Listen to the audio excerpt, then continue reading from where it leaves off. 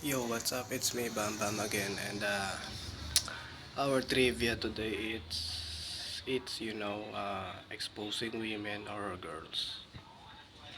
I-expose ko lang silang lahat, and kung paulit-ulit ito mga pinagsasabi ko, isa lang ibig sabihin nun. Either na mukhang totoo nga, talagang lumalabas yung sumisigaw, yung nagsusumigaw yung personality ko, na wala talaga akong friends. So, let's go. Exposing women, especially mga magaganda. Mas mahilig silang lumandi sa mga pangit na lalaki. Wanna know why? Kasi they don't feel rejection or ganun.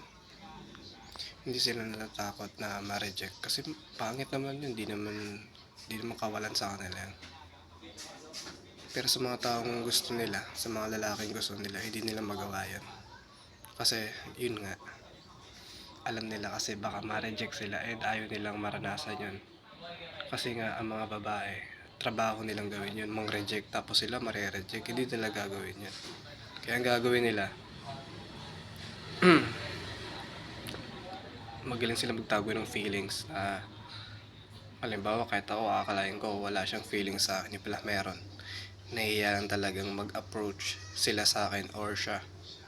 Kasi nga, they feel, they feel na kung ano nga ba ang pakiramdam na ma-reject ka ng tao, ng kapwa mo. So, yun lang.